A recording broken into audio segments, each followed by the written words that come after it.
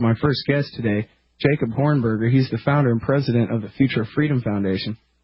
He's a lawyer and a former professor, and his site, fff.org, hosts such wonderful writers as Jim Bovard, Sheldon Richman, and Anthony Gregory, and also, of course, articles by himself. And although not an anarchist like myself, he still believes in the Constitution for some reason, but always a very radical defender of individual liberty and human rights against the power of the state. It is my honor to welcome back to the show Jacob Hornberger. Hey, it's great to be back, Scott. Thanks for having me back. It's good to have you here. Now, I guess the reason why you're so tough on maintaining the Constitution is because compared to what we have, it would be a big improvement, no? Well, absent the Constitution, we would be in serious trouble. I mean, as bad as things are, as bad as what the Bush administration and the Pentagon are doing to avoid the Constitution, imagine if those constraints did not exist at all. Things would be fundamentally different. In fact, we probably would be living like the Iraqi people are living today, under U.S. rule, or U.S.-approved rule. Yeah, or the people of Cuba, or the people of the American base in Cuba. Is it too easy for me to make that comparison? Well, it's a cheap shot. It's the ultimate result of U.S. military rule. I mean, there's a specific reason that the Pentagon set up that base in Cuba, and that reason was to avoid the constraints of the Constitution of the United States, to avoid federal court interference. Their position is democracy is messy. Representative government is messy. Civilian rule is messy. Let's just set up a base here in Cuba where we don't have to deal with the courts, we don't have to deal with the Constitution, and, of course, the results we've seen, sexual perversions, tortures, things that if they had been done by some pervert, we'd be condemning it. Everyone would be condemning it. But because it's done by Pentagon officials, it's unfortunately condoned in some circles. It kind of makes you wonder why we're enemies with Cuba. I mean, isn't that the same way Castro runs things on the other side of the fence? That is exactly the way Castro runs things. I mean, if you want to see virtually a mirror image of how two separate regimes handle terrorism, look at the Pentagon in Guantanamo and Castro in Havana. And I've traveled to Cuba. In fact, I happened to be there coincidentally when one of the terrorists was being put on trial. Hold it right there. All right, everybody, it's the Weekend Interview Show. We'll be right back with Jacob Hornberger.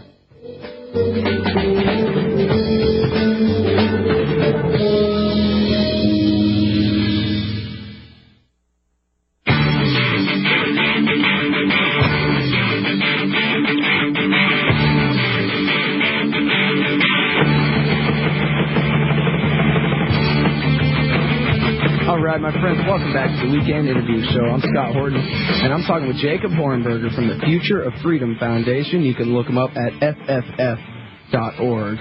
And Jacob, I have to tell you, I was shocked, absolutely shocked, to find out that the Bush nominee to replace Sandra Day O'Connor, John Roberts, was interviewed by Bush for the job the day before the three-judge panel that Roberts sits on issued a ruling in favor of denying prisoner of war status to the men being held at Guantanamo Bay. Oh, well, I didn't know that, but that is a horrendous decision. I mean, what it essentially says is it buys into this notion of the unlawful combatant theory of the Bush administration in the war on terrorism, which effectively gives the Pentagon the power to arrest anybody anywhere in the world and do whatever they want to him, torture, execute him, or whatever, because including Americans, by the way, because not only is the Geneva Convention doesn't apply, as the Bush administration holds, but also the Constitution and due process of law don't apply. So in Roberts, effectively, that's the effective thrust of that decision. Now, ultimately, it might collide with the Padilla decision. Hopefully the Fourth Circuit going to rule the other way, but we don't know because it's a very conservative court. Okay, now you bring up the designation unlawful combatant. Now, I know that basically the current Attorney General Gonzalez advised Bush that if he made a finding in a directive that the Geneva Convention didn't apply to the enemy in Afghanistan, that is the Taliban and the Al-Qaeda network guys, the Arab Afghans, that basically, as you say, they are outside of the rule of law. But now, is there a difference in the designation between an unlawful combatant and an enemy combatant? I know that the enemy combatant was basically just made up out of whole cloth, but is an unlawful combatant, is that actually somewhere in the law or a treaty somewhere that thing exists? No, it's created totally out of whole cloth. I mean, what we're talking about is, let's go back a step and just talk about a regular war, whether it's a legal war or an illegal war. For example, the Vietnam War. Clearly an illegal war under our system of government. There was never a declaration of war required by the Constitution. And yet, it's a war, so there are enemy combatants in that war. One side is fighting another side, or World War II, the Germans fighting the Americans. What they've done is create a sham that effectively gives the government the power to arrest critics of government, dissidents, to arrest anyone. And the way they've done that is they said, well, we actually have a new war, sort of like the war on drugs or the war on poverty, the war on illiteracy. It's the war on terrorism. And the whole battleground is the earth, because on the earth there are terrorists everywhere, so including the United States. And so they're claiming the right, the power, to arrest anyone, a government critic, a dissident, or whatever, and have no federal court interference, no review, no habeas corpus. Simply arrest that person, label him a terrorist with no judicial review, and execute him. All right, well, let me try to play Cheney's advocate here and say that, well, you can't just treat them like a regular crime, because if we're talking about suicide bombers, what good is the threat of prosecuting them? Well, ultimately, we have to figure out the roots of this terrorist, the suicide bombers, and so forth. A separate issue, but I don't think it should be left aside. That the roots of what's going on in this terrorism business is U.S. foreign policy. So if you really want to get rid of the suicide bombers and the terrorists and the insurgents and so forth, you got to reevaluate foreign policy, stop the government's role as empire of the world, the world's policeman, the world's meddler, and so forth. But given that the government doesn't seem willing to relinquish its role as empire and meddler and interloper and policeman, we have to face whether terrorism is a crime or an act of war. And clearly, it has to be a crime because it's on the books. You have people being prosecuted for it. Zacharias Moussaoui, the so-called 20th hijacker, I think he's the second 20th hijacker. Yeah, he's in federal court. Oh, I'm sorry to interrupt you, but I checked the 20th hijacker, and the Wikipedia entry has up to 6 different 20th hijackers. I always thought it was Ramzi bin al-Shib, but apparently you can just make up a name and say that he's the 20th hijacker at this point. Yeah, but I'm sorry, Moussaoui, no, it's a good point, because there can't be more than one 20th hijacker. And so some of those people are innocent of that particular crime, and yet it's the Pentagon's position we can punish them all in order to make sure we get the one. That's not what criminal justice is all about. Right. You also have federal criminal prosecutions of other accused terrorists. Timothy McVeigh is a good example, or the D.C. snipers, or other people that have conspired to commit terrorism against the United States. What they're doing, now that's all good. It's what's supposed to be the case, because terrorism is a crime. It's what Tony Blair is doing. They're prosecuting those people that are involved in those bombings. If somebody commits suicide, well, obviously, you have those kind of murder-suicides all the time. You cannot prosecute a dead person. Now, what they've done, though, is they've said, we are going to have the option of prosecuting them in federal court, which the Constitution requires, or simply taking them away to be executed by virtue of Pentagon custody. And that is one of the puzzling parts about this, is there, as best I can tell, there doesn't seem to be really any rhyme or reason as to who gets turned over to the Navy, who gets turned over to the court system, who goes to Guantanamo Bay. It is an absolute violation of the constitutional principle of equal treatment under law and the political principle of the rule of law, that people have to respond to a law, not to the arbitrary edicts of men. And this is what this is, an arbitrary edict. You are absolutely right. There is no rhyme or reason. Now, the only possible reason they may be pulling them over into the Pentagon's jurisdiction is that they lack the evidence to prosecute in a court of law. Oh, like the Jose Padilla case, for example. You're thinking the Jose Padilla case or the Ali case. Okay, wait. Now, let's hold off on Ali for a second. Let's talk about Padilla here. Because I have read in a few different places, Newsweek and Mass Media, I think the New York Times, quoted FBI agents as saying, look, the fact is we don't have anything on this guy. He was supposed to be part of a dirty bomb plot, but the guy that he was supposed to be working with didn't want to have anything to do with him. He didn't have any training. He had no access to radioactive materials, no access to explosives, no bank account, and apparently they have nothing to prosecute him on. And as you're saying, that's why they turned him over to the Navy, because he's innocent. I think it is entirely possible that that's the case. I mean, when they had Yasser Hamdi, and I'll get back to the Padilla case in a minute, but just to make this point, when they had Yasser Hamdi in custody, they were saying that he was one of the most dangerous terrorists in history, that he had to be denied a lawyer, that he couldn't be given due process of law, that he couldn't talk to his family. And when the Supreme Court finally said, this is not what America's all about, you will give him a hearing, guess what they did?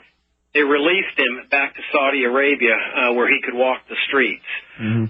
In other words, I don't think they had any evidence against him. They were holding a man they thought was guilty but could not prove his guilt. And on top of that, this was a man who was born in Louisiana, right? That's right. No. I don't think. Yes, Hamdi was an American citizen. That's right. They captured him in Afghanistan, but he's from Louisiana. Absolutely right. Now, Padilla is the much more serious case as far as the American way of life is concerned. Because if the Pentagon wins the Padilla case, you are going to see a wholesale transformation in American life. It's going to be, by and large, sort of like the Pinochet regime in Argentina. Why? Because it will confirm without any question at all that the Pentagon has the right to do this, not just to foreigners. You know, Americans sort of think, oh, well, Guantanamo's for foreigners. I don't need to worry about that. Nonsense. The same principle applies to Americans, and that's what Padilla is about. They're saying in the Padilla case, we want to have the right to arrest Americans, to do what we have to do to them as suspected terrorists. And take my word for it, they will treat American terrorists much worse than they treat foreign terrorists, because an American terrorist is a traitor. But again, no federal court jurisdiction, no review. Let's say they go up and pick up a government critic. All they have to do is write a paper saying, this man's a terrorist. And that's all they need. To torture him, sexually abuse him, execute him, ship him to Guantanamo for forced interrogation, everything. That's what the stakes are in the Padilla case.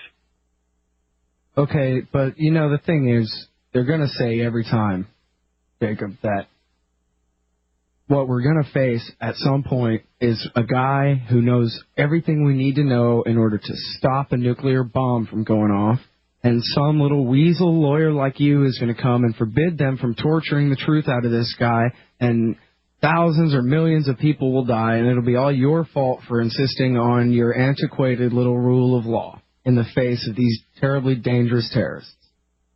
Well, that's what they always say. That's what every dictatorial regime says, that it's always necessary. And in their minds, they convince themselves it's necessary. For example, when they arrested that lawyer, Mayfield, out in Oregon, in their mind, he was a guilty person. He had participated in the Madrid attacks. Now, they were using the federal court system against him. They were going to indict him. But make no mistake about it, he was innocent. They later confessed his innocence. This is the problem, is that in their mind, they know the person's guilty. They will put him on the rack, and they will torture him until they finally figure out maybe this guy isn't guilty after all. I mean, that's what our American system has always been based on. Now, let's assume, though, worst case, that a guy does have information. Is it going to make any difference in terms of extracting the information out of him when there's 10 more behind him that are just as angry over U.S. foreign policy for what the U.S. government has done overseas?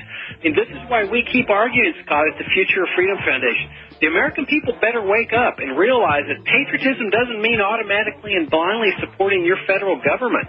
This federal government's doing some bad things to people overseas. We'll be right back, everybody, with Jacob Hornberger from the Future of Freedom Foundation. In my window,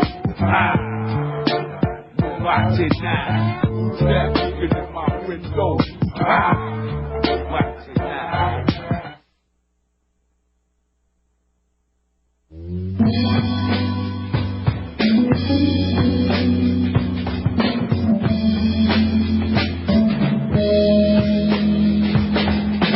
All right, my friends, it's the Weekend Interview Show, and I'm talking with Jacob Hornberger from the Future Freedom Foundation, relentless defender of American liberty. And you were saying before I so rudely cut you off before that last break, sir, about... It was so rude. Well, actually, you know, I was watching money. I was watching the clock wrong, and we still had another 10, 15 seconds. I could have let you finish your sentence. But in any case, you were talking about American foreign policy and how, yeah, okay, you can torture this guy, you might stop this attack, but all you're doing is creating the circumstances for the next one. Is that your point? Exactly. That we have to get to the root of what's going on here. Let me give you an analogy. When Timothy McVeigh, a terrorist, attacked the federal building, what was the response to that? Well, cover up. Sorry? Cover up. Well, you know, libertarians were saying, we have to look at what motivated this guy. And the federals said, no. Please, whatever you do, don't look at motivation, because that'll justify what he did. Well, libertarians would not let up. We said, no. Focus on what motivated him. Well, what had motivated him was the federal massacre at Waco. Well, by gradually raising the conscience of the American people and the consciousness of how horrific this massacre at Waco was, you know, it was designed to liberate the children, you know, and they killed all the children. Well, that has stopped the federal government from having any more Waco massacres. And voila, there are no more Timothy McVeigh killings. The same thing needs to be done overseas. We've got to stop the government, the federal government, from doing so many bad things to people overseas, massacring them, sanctioning them, supporting brutal right-wing dictators like Saddam Hussein and Pinochet, meddling in places they shouldn't be meddling, foreign aid to corrupt regimes, to foreign regimes. This is the type of thing. We got to restore the vision of our founding fathers, Scott, to stop this type of empire stuff. It's corrupting. It's debilitating. Federal spending is out of control. It's time to reevaluate that, because if we do that, then we stop the terrorism, the same reason we no longer have the Timothy McVeigh terrorism. Well, you know, the administration got a lot of laughs last week because they announced, I guess their focus group had come in, and they announced they were going to rename the global war on terrorism the global struggle against violent extremism, which on one hand I kind of liked it because basically it takes out the, in fact, I think this was even the spin. They said, well, when you call it a war, then that necessitates using the Marines for everything. And really, this is the professionals, I guess, talking. We'd rather use intelligence agents and cops to fight this terrorist network rather than send the Marine Corps in everywhere. And yet at the same time, it also is more of a vague definition of the mission, the struggle against violent extremism. I mean, that basically is licensed for more intervention in even more places.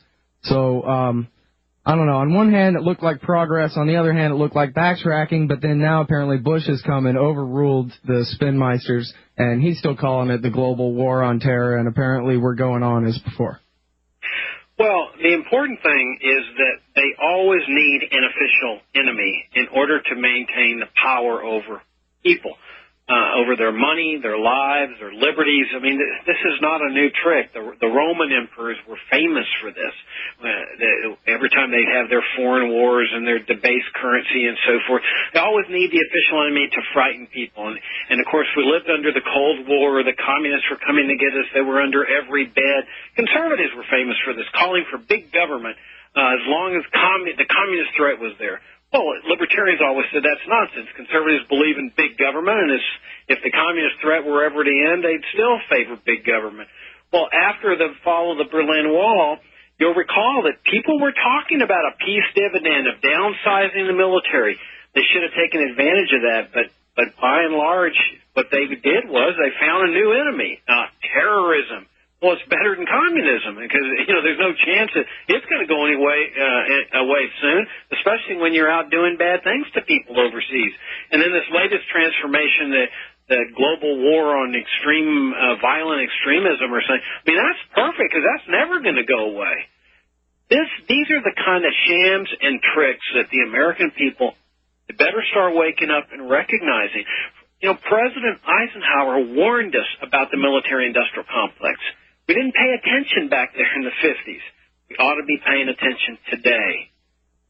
Yeah, well, and it seems, and I'm sorry to sound like such the doomsayer, but at this point, basically, they're getting away with everything. I mean, it reminds me of the bully who just punches you in the face and then says, yeah, what? What are you going to do about it? What? And every single day there's new headlines, new outrages against the Constitution, outrages against individual rights, outrages beyond description against people in foreign lands, and on any given day, the total outcry amounts to a peep. That's essentially true, except for the fact that I think a lot of people, growing numbers of people, are starting to think. They're starting to reflect. I see more and more references to the Constitution, mostly on the Internet. People are thinking about things that our founding fathers were thinking about in 1787 when they put that thing together. They're reflecting on the principles of the Declaration. They're challenging. They're asking challenging questions about Iraq. What was the business of the U.S. to go in there in the first place?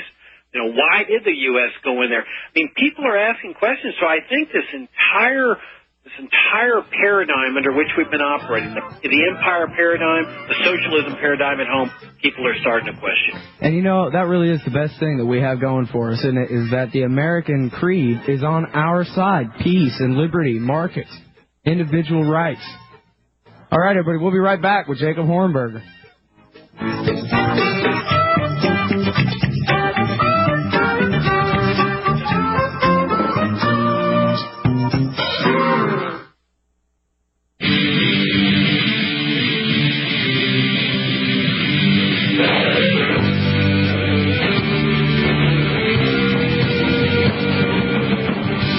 All right, my friends, welcome back to the Weekend Interview Show. I'm talking with Jacob Hornberger from the Future of Freedom Foundation.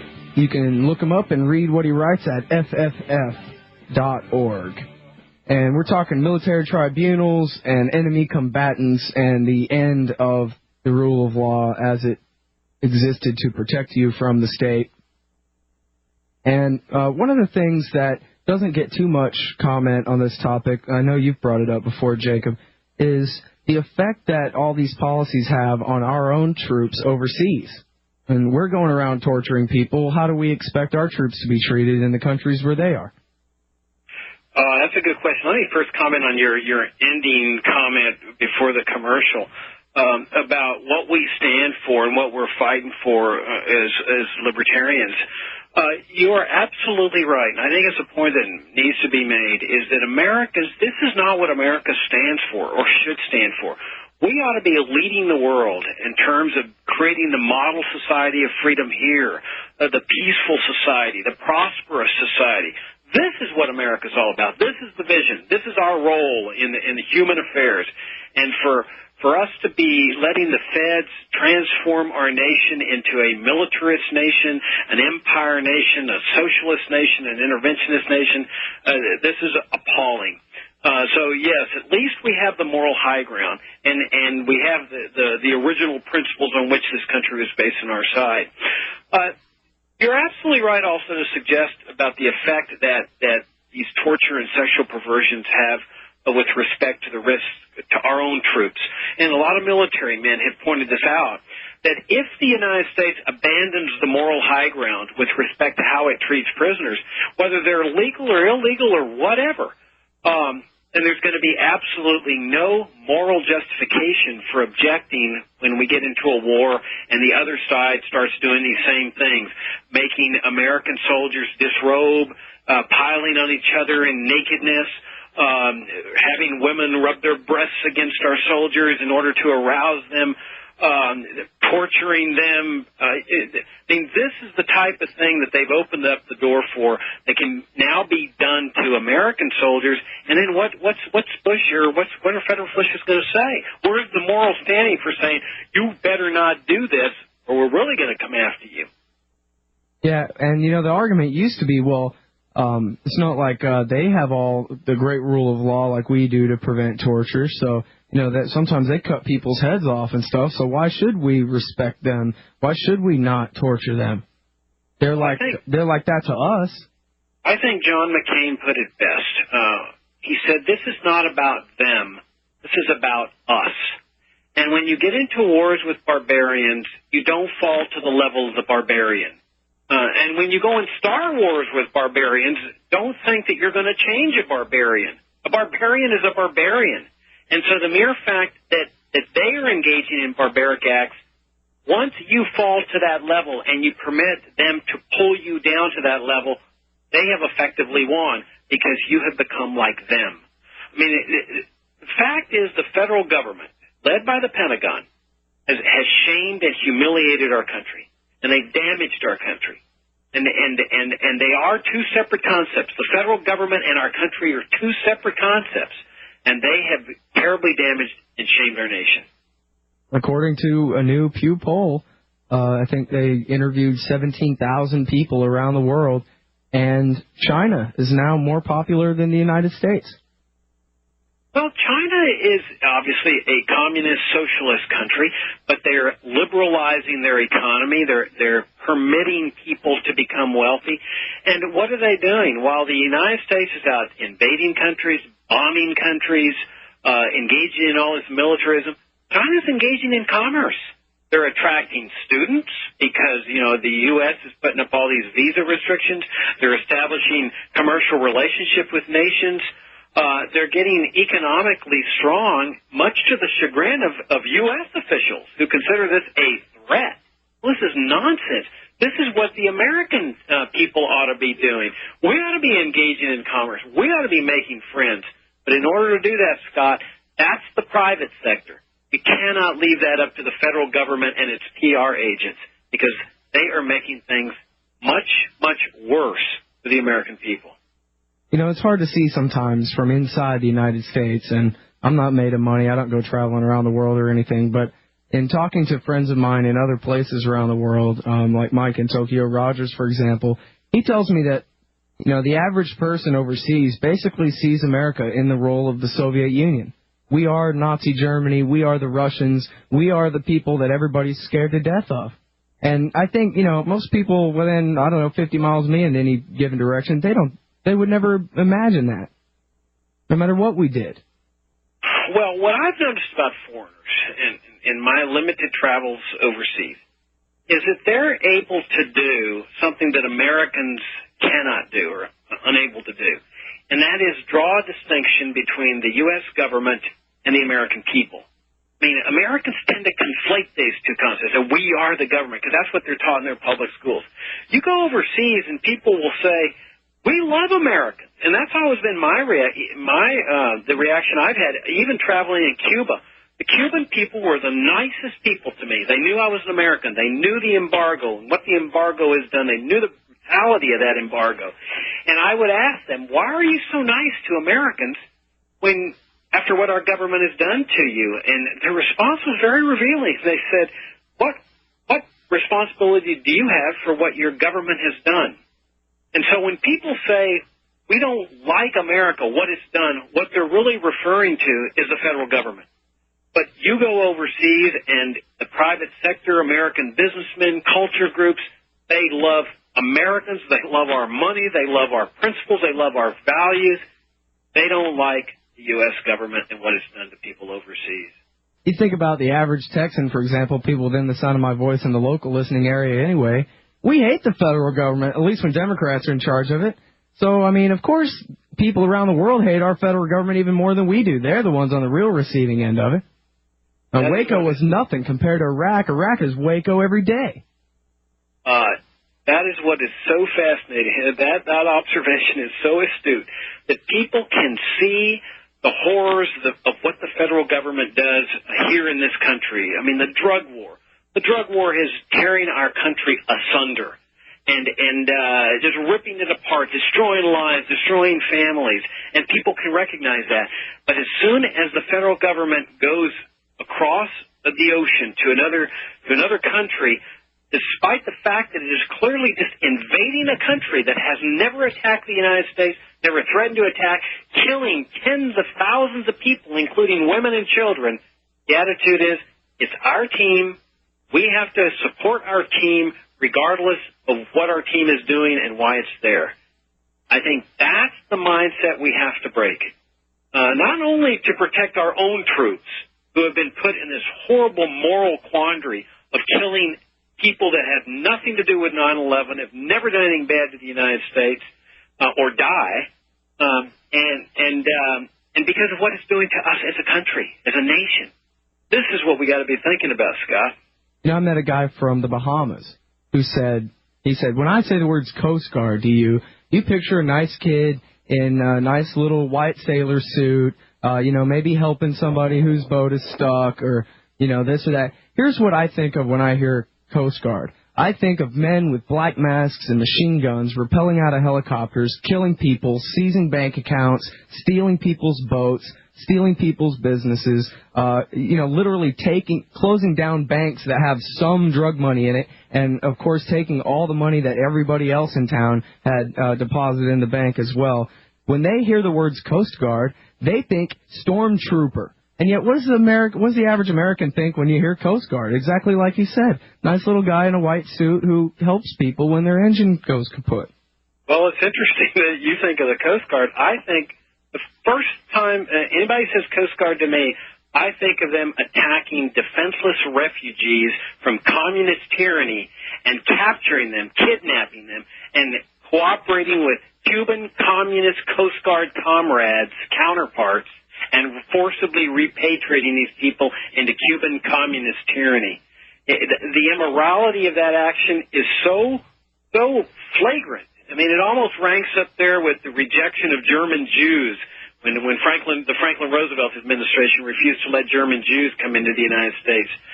It's absolutely appalling. But, Jacob, you're not trying to assert that somebody born south of Texas has natural rights, are you? I think people have a right to cross walls, including the Berlin Wall, including the wall they're building down there on the southern border, to better their lives, improve their lives. I think immigrants are almost like God's gift to a society. They work hard, they bring vibrancy, they bring entrepreneurship, they bring energy, and they put up with so much abuse. It's really a moral tragedy as to how we're treating these people. Well, I'm surrounded all the time with arguments about how there's really nothing worse for America than all the people from Latin America coming up here and how they're just destroying our society. They're wasting all our tax dollars. They're changing our culture. And there's a lot of reactionary sentiment around immigration. Are you sure that in spite of all of that it's nothing but a benefit? There's no question it's nothing but a benefit. But, there's always been this anti-immigrant fervor. I mean, there was that fervor against the Irish and against the Germans and against the Italians and so forth. But by and large, Americans believed in immigration. They believed in open borders. That's why there were no restrictions, including on our southern border. I mean, I grew up in what was a part of the northern part of Mexico that the United States had taken from Mexico some 150 or whatever years ago. And 95%, if not more, of our community was Hispanic. There wasn't any great tragedy. There still isn't. If you want to go down to a nice community, except for the drug war that's turning it apart, you can go down to Laredo, Texas. You'll see nothing but Hispanics there. It's a beautiful, wonderful community, except for the drug war, which is tearing it apart. So, yeah, there's nothing to fear. Look what they've done, Scott. They've reversed the whole paradigm on which America was based. They've unleashed the federal government to go abroad and do its dirty deeds, and they're trying to isolate the American people from foreigners, building walls and harassment of immigrants and visa restrictions. It ought to be the other way around. We ought to be reining in the federal government, bringing it home, discharging the troops, unleashing the American people, the private sector, to do their wonderful deeds all around the world. Yeah, and, my favorite argument, too, about they're bankrupting us with all the Mexicans down at the hospital getting their free health care. And my answer to that is always, well, if you don't like it, then stop being a socialist. Because the fact is, we are the ones responsible for our government. I'm actually happy that people overseas don't understand that fact. But it is our responsibility to make our country not a socialist one. I don't think that Mexicans have a right to my paycheck, but that doesn't mean I got a right to point a gun at them and keep them out either. No, what they've tried to do is confuse two different things. They've created a socialist system, both Democrats and Republicans. They're proud of it. They fight for it. It's called Medicare and Medicaid and Social Security and so forth, and they're just scared to death that somebody's going to come and suck off the system.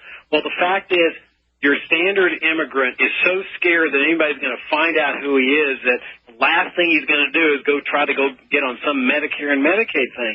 Do they get sick? Of course they get sick. But, doctors in hospitals would be more than willing to give free treatment. I mean, they did when I was growing up. I grew up in the poorest city in the United States, Laredo, and doctors gave free treatment all the time. No questions asked, because they were making a lot of money off the wealthier people in the community. That's the way the system should be working. And you're right. We ought to be junking this Medicare and Medicaid, the socialist system, and then leave people free to give free services to whomever they want to.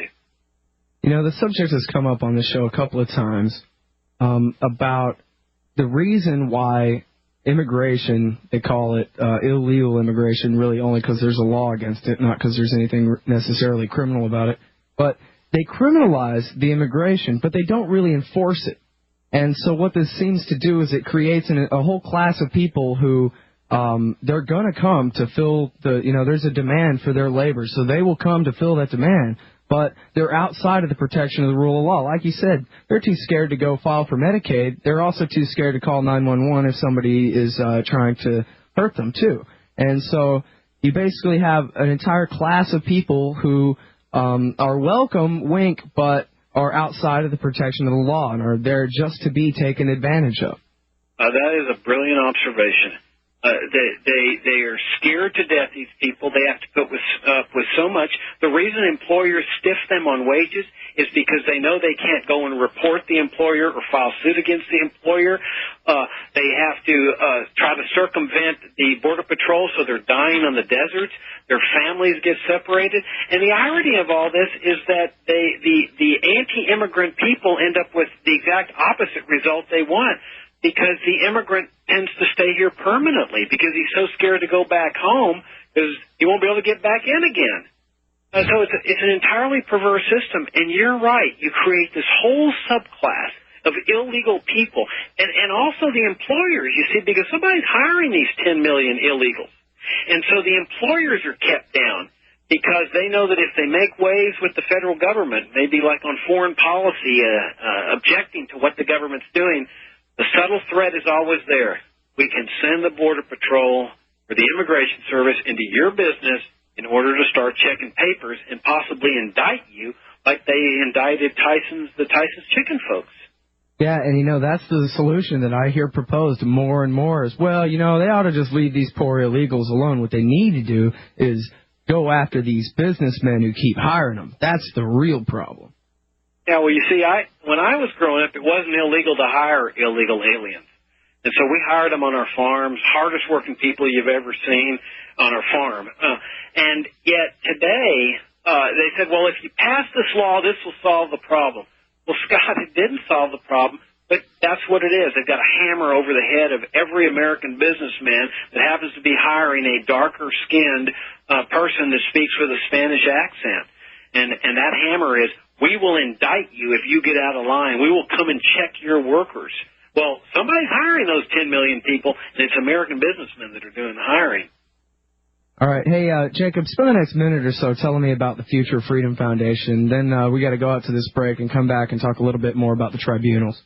Well, we were founded 15 years ago, 1989. Our mission is to present an uncompromising case for individual liberty, free markets, limited government, a republic, the vision of our founding fathers, what the Constitution really means, the Declaration of Independence. We've got a very, very active website, fff.org. We've got a daily free email update. Goes out to anyone that wants to subscribe every single day. Awesome. And also, some of your writers, Jim Bovard, Sheldon Richman, Anthony Gregory. Who am I leaving out? Let's see. Well, I think that's pretty much it. We link to a lot of people. Oh, hold it right there. All right. We'll be right back, everybody, with Jacob Hornberger from the Future Freedom Foundation, fff.org.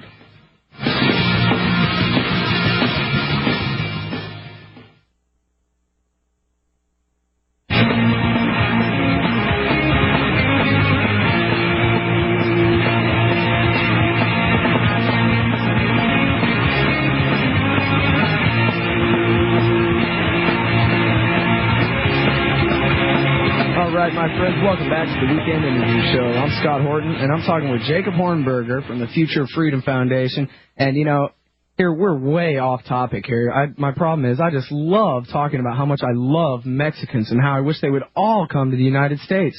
Seeing how they're all individuals and all have the right to go wherever they want, why not come here and buy property and live in my neighborhood?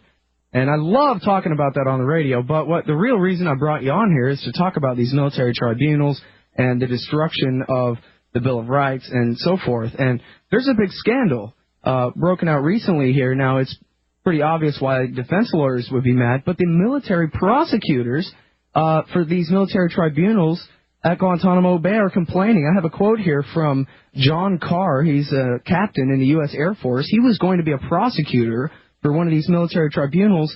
And the quote here from the New York Times, quote, "I expected there would be at least a minimal effort to establish a fair process."